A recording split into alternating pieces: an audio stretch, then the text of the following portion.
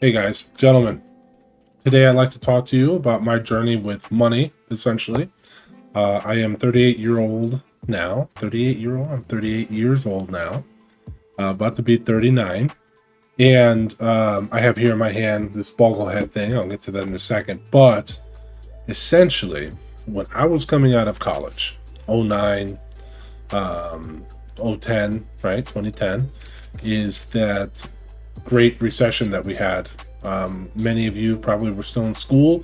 Some of you are my age, some of you a little older. But either way, to the younger cats out there, it was the last great recession before the COVID one. Where and I live in Florida, so and we don't really have great industry here. It was tough. It was horrible to get a job. Terrible. Like all on the table. No embarrassment, right? I remember I graduated in December and I was applying. Not only I didn't know what to do. That's a whole problem in itself. No one prepared me on how exactly do you prepare your resume. I was a former college athlete. How do you really prepare your resume? How do you apply for real good jobs? It's not Indeed, by the way. It's LinkedIn, right? Things like that. The little settings that you want to tweak to get good at the video game, right? It's the same thing. The little things, the little best practices you want to do to get good at life.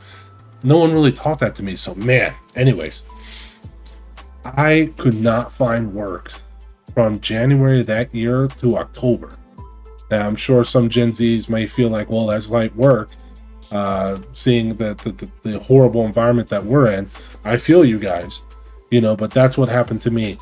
And to speed this up a little bit, I essentially lost my 20s. I really did. I lost my 20s. So to the young guys out there, I definitely feel you right now. That's for sure. I lost my 20s. I didn't really make a lot of money throughout my 20s. And I barely invested in my 401k. I would keep taking out against my 401k. My very first job was to be a substitute. My very first big boy job was to be a substitute teacher. I did that for like a year and a half, right? When I stopped doing that to move, I ate all my 401k, and then I worked for a food manufacturing place, right?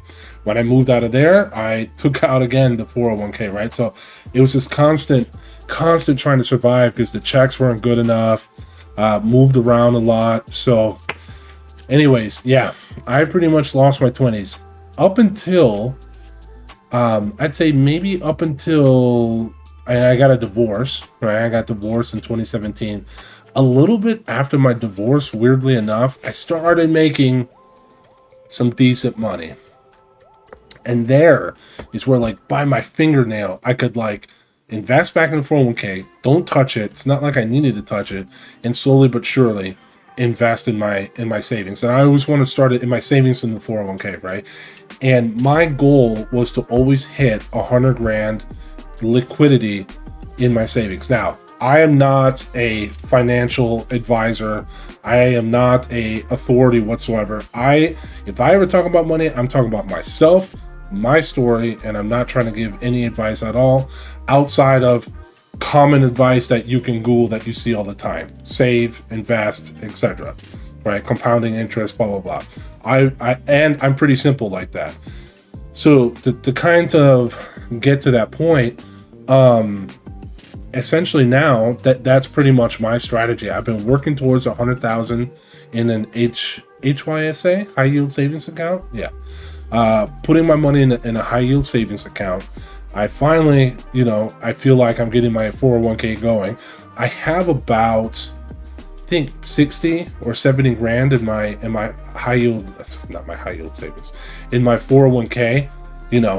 Fellas, I say that number to not only share with you, but when you look at, when you ask AI or you look at charts and stuff like that, you're supposed to have like a few million by the time you're in your 60s.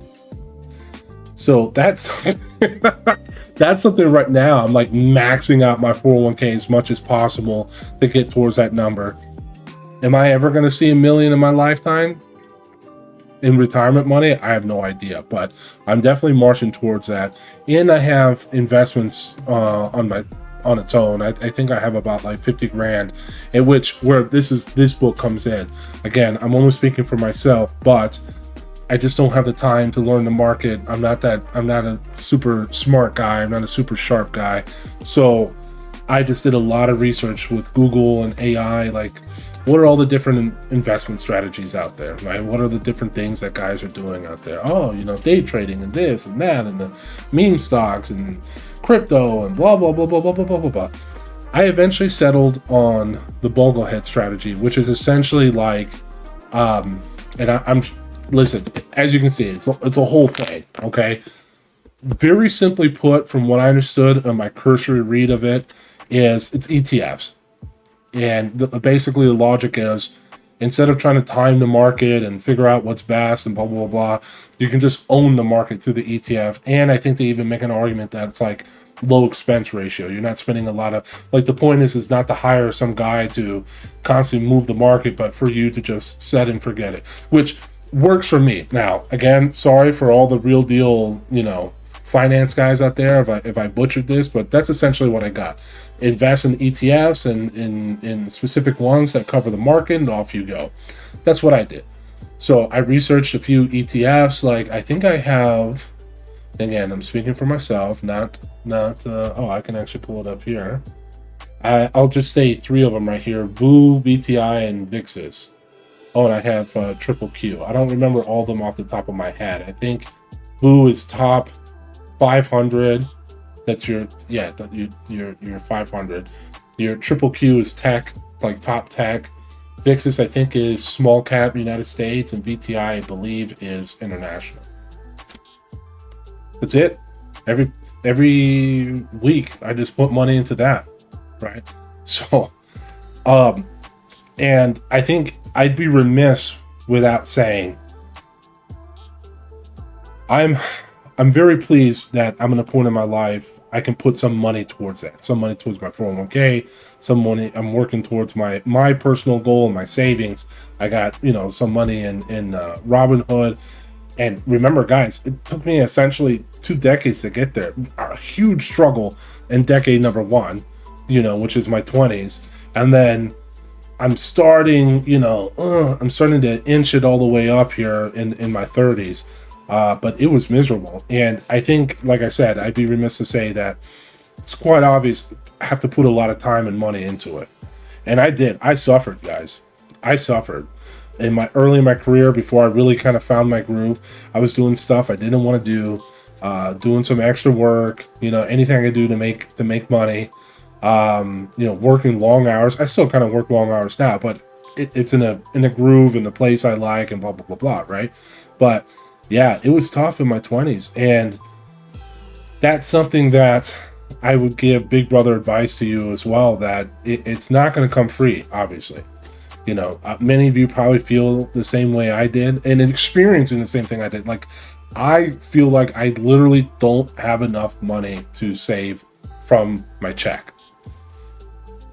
And listen, again, I'm not a super smart finance guy, but I can't deny that. There's broad stroke. I can't deny that, because I felt it too. I think the North Star is to always try. Because again, we're supposed to have like $1 million, 2 million, 3 million when we're in 60s, 70s. I don't know me personally, that I have some cash in there now, I don't even know if I'm going to see that. So to a young guy in his 20s or late 20s or early 30s that maybe has like 5-10 grand in it, I don't know. But fellas, gentlemen, that's my story. I guess I'll wrap up here, and I'll just say to you, I know it's tough, 100%, and it's miserable, but the only way out is through. And I'm kind of looking at the mirror, telling myself that. This is really a chat to myself that I invite you guys to listen in on. This is a chat to myself. So any of the younger brothers out there that I can, be of mentorship, through this video, here you go. But keep hammering away. And it's not about money for money's sake. It's not. I wish everyone prosperity, but it's not about buying the cars, flexing to the girls, being some Mr. Big Shot. I truly believe it's about you make enough to where you can enjoy your life.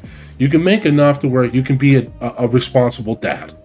You make enough that you can be a great and providing husband and father, a great brother, a great son. You know what I mean? It's like we quantify our success via money, and we work for money, compensation and equity, in my opinion, not for the flash, but to be able to build your infrastructure, to be able to provide, to be responsible. And like I kind of pray, all the time that I just want to make enough money that I can live a happy life and provide. I'm not asking for wealth. I'm not asking to be rich. I will work towards that, but I will not let money like a virus infect me, to where I get materialistic and things like that. Anyways, I'm kind of rambling, fellas. I hope that connects with some of you out there. I don't really have any advice and outside of just saying that, look, that was my investment strategy in going into ETFs. Try to apply any dollar you can to invest in your future.